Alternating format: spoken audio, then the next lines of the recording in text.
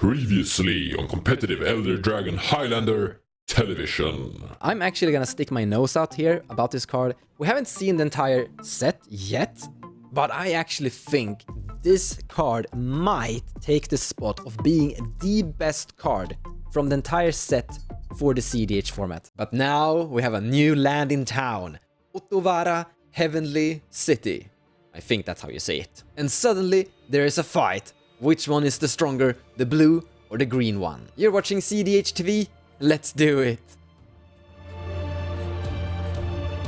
But first, let's actually talk a little bit about this card in general and see what it can do, its own review. So it's a legendary land, just like the others. It comes into play untapped, that is amazing, and it taps for blue, that is also amazing. Now, it only taps for one color, being a non-basic land. Normally you want to have a little bit more, but this land has an amazing ability, so only tapping for blue is actually kind of fine. I mean, we're not going to include it because of its land tapping mana production ability, we're including it for its channel ability. So for 3 colorless and 1 blue, you can discard this land to return target artifact, creature, enchantment or planeswalker to its owner's hand. Am I missing something? Couldn't they just have written non-land permanent here? Maybe there is something I actually am missing here, or they are gonna produce a new permanent type for us.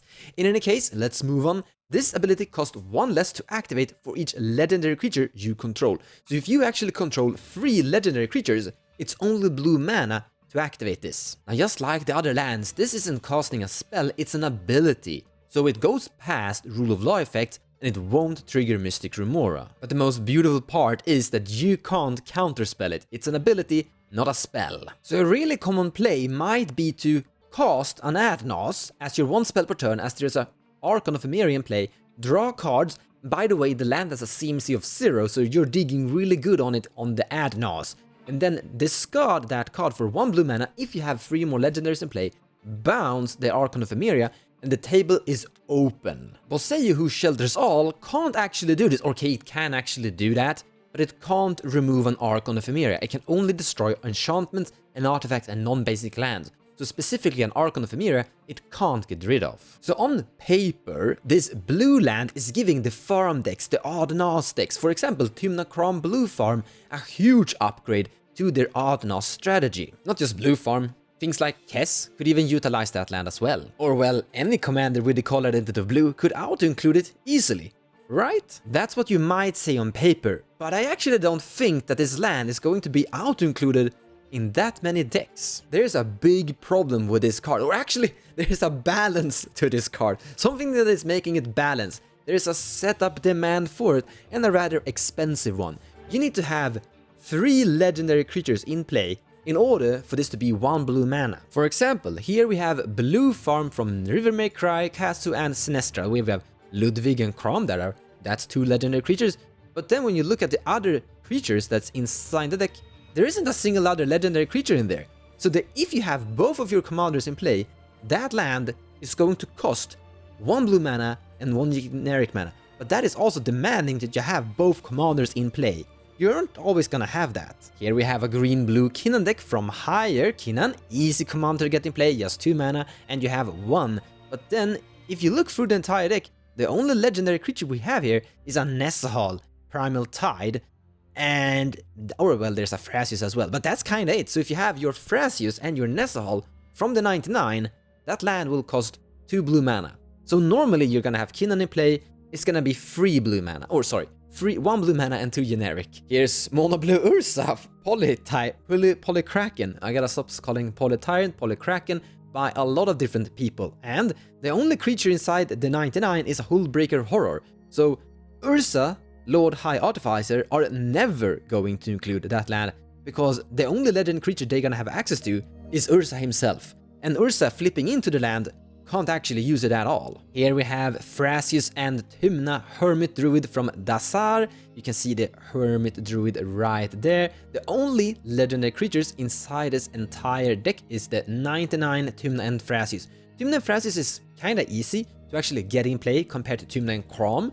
So here is where the land could be includable. It really doesn't look good for Team Blue. I don't think there's a single deck out there that has legendary creatures. Wait, here's something very interesting. Law of Cece. Who built this thing? We have a seasoned legendary captain and she usually includes a whole bunch of legendary stuff. Well, we have Derevi, we have Emil Isika, we have Kinnan, we have Kataki, Grenzo, who crazy person built this, Lavinia, Saurus Ren, Nagela, Ragavan, we have Sig River Cutthroat, and Falia, and some other really cheap CMC creatures. So for this deck, I'm the person who built this deck, by the way, this is definitely a deck where you could include that land. The takeaway question after looking at my Love Sisei deck list is, should Blue Farm or other decks that wanna include this land start to include other legendary creatures just to make it viable? For example, here we have Sig River Cutthroat. Now, I'm not saying that you should start playing Sig River Cutthroat in your Blue Farm deck. Don't take that. But I'm just opening a debate and a thought process of maybe future deck developments. Sig River Cutthroat is an okay mediocre card that will work inside your deck. I mean, whenever a mana crypt triggers, which usually happens through a turn cycle or two, you will draw a card from that, and never someone is fetching too many lands or someone is attacking other players or things. I mean, people take damage tapping an Ancient Tomb. Sig River Cutthroat will draw a card for only 2 mana, hybrid mana, so it's kinda easy to actually cast that, and it will help your land be easier to cast as well. Ragavan, another thing that's really easy to also include. So there are different ways you could build your deck to make the land more consistent and more effective. But I don't think it can ever be an auto-include the way Boseiju Endures really is. I really think that the blue bounce land is going to see play here and there, and definitely a few decks like are going to include it, but not close enough to how much Boseiju Endures is going to see play. Boseiju is probably gonna run around in every single green deck where the blue land is gonna be squeezed in when it fits. Now, even though the blue land costs, let's say, 3 mana or 2 mana for you because you have your 2 commanders in play, or maybe something of the sort, it might still be totally worth it having inside the deck just because it can't be counterspelled and just because it goes past rule of law and doesn't trigger cost effects. If you really need this kind of weapon, I guess you actually should include it. Versus the right meta, this might be very important for you, even though you're paying 3 mana for it. Oh yeah, it actually goes past silence too. I forgot about that. That's really crazy. You mean, the effect is so strong, so let's just even go 4 mana. Might be worth it sometimes. I actually don't know if it goes past Grand Abolisher. During your turn, your opponents can't cast spells or activate abilities of artifact creatures or enchantments.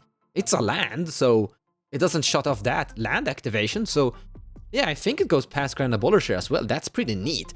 You can literally bounce a Grand Abolisher with this. That is really game-changing. That could really save you. There are so many games where someone just cast Grand Abolisher, no one has a counterspell.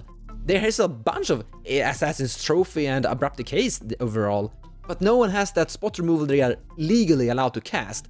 But you can still activate this land, bounce the Grand Abolisher, and then start the counter war against what you really need to interrupt. In the end, I'm actually going with Boseiju Endures being the better of the two, but I guess there's a lot of really good arguments for the blue one, so please, I would love to hear your opinions of which you actually think is the better. For example, there's a really awesome comment from the video on Boseiju Endures, something we forgot to actually mention in that card review. One small problem with this card is if you let your opponents get a Mystic Sanctuary, yes, you are actually allowed to get a Mystic Sanctuary from that because Mystic Sanctuary is an island and this only cares about basic land types. You're allowed to fetch non-basic lands with this. You can literally give your opponents a Mystic Sanctuary by accident. Well, it requires that they already have 3 islands in play to get that, but it's still something to actually think about. On a design note, however, I actually kinda like the blue land a little bit more because it actually demands deck construction thought. And I really like that, where the green land is just, you have your commander, just put it inside your deck and you don't really need to think about it. It's auto-included, it's already great, and I personally actually like deck building challenges. I really think these 2 cards are gonna change, or not change, but have a really big impact in the cEDH meta.